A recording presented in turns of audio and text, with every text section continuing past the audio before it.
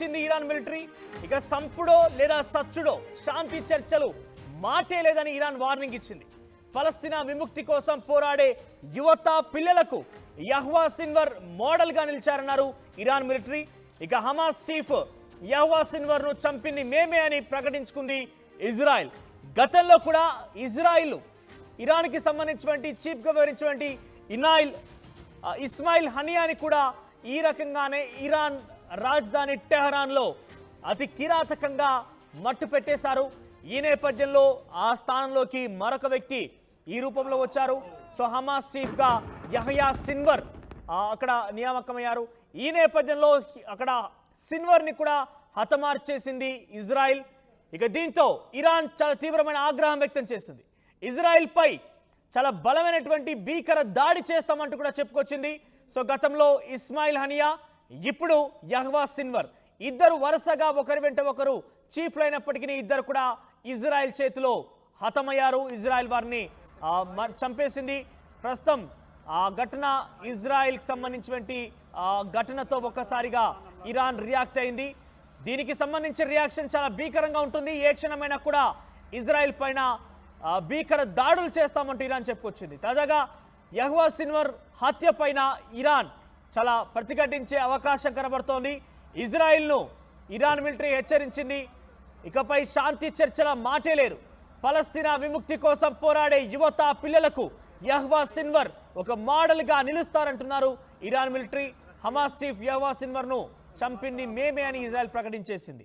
So ఒకవైపు Lebanon, Syria, Hezbollah పైన వరుస దాడులు చేస్తున్నటువంటి ఇజ్రాయెల్ హమాస్ చీఫ్ ని గతంలో ఇస్మాయిల్ హనియాని హతమార్చింది. ఇప్పుడు తాజాగా హమాస్ చీఫ్ అటు యహ్వా సిన్వర్ ని కూడా హతమార్చేసింది. వరుసగా ఇద్దరిని ఇజ్రాయెల్ మట్టు పెట్టే విషయంలో, ఇజ్రాయెల్ చంపేసిన విషయం పైన ఇరాన్ చాలా తీవ్రమైన ఆగ్రహం వ్యక్తం చేస్తోంది. గతంలో కూడా ఇరాన్కి సంబంధించినటువంటి supreme leader Ayatollah Ali Khamenei కూడా హెచ్చరించారు.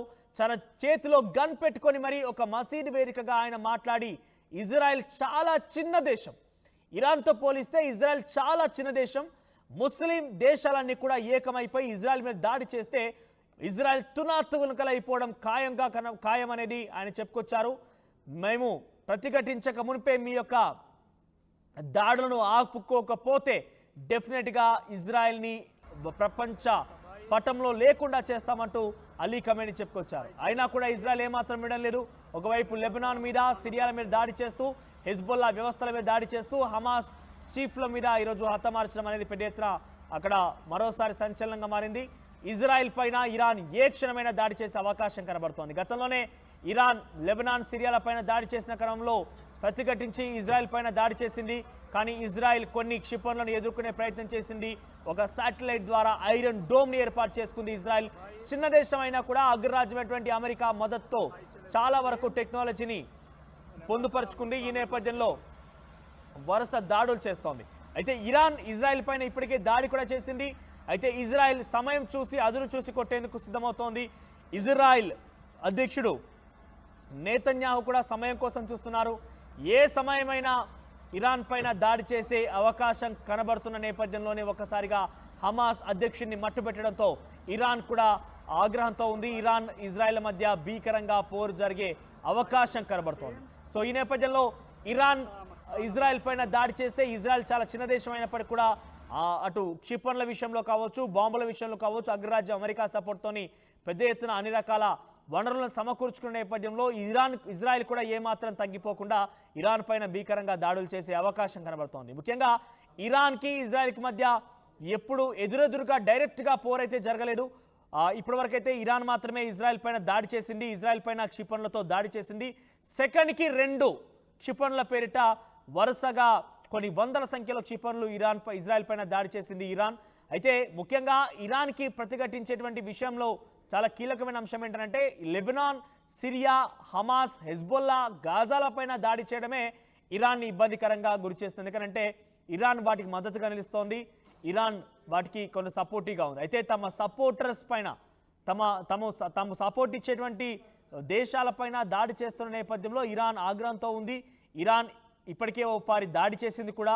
మరోపారి ఇజ్రాయెల్ హమాస్ అధ్యక్షుడు యహ్వా సిన్వర్ పైన హతమార్చడంతో ఇరాన్ మరింతగా ఆగ్రహంతో ఉంది. ఏ క్షణమైనా కూడా మరింతగా గతంలో కంటే మరింత 100 రెట్ల రెట్టింపుతో ఈసారి ఇజ్రాయెల్ పైన దాడి చేసే అవకాశం కూడా కనబడుతోంది.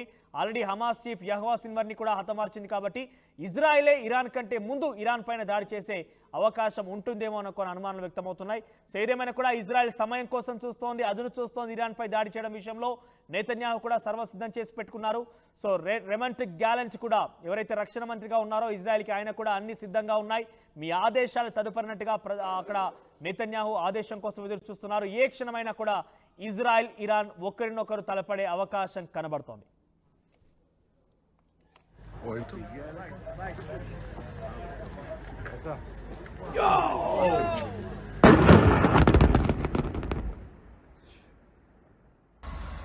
את הבית, בית של אזרחים, ולמטה מחסן אמל"ח גדול.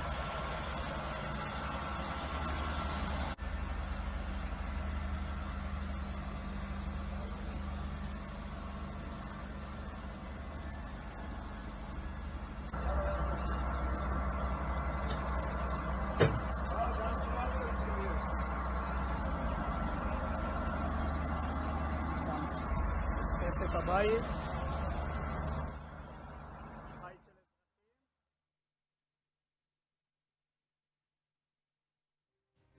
Hindu Roof and Floor Mega Property Expo on 19th and 20th October at Auspicious Convention Center, Kompally. Presented by Aparna Constructions and powered by Primark Projects Private Limited.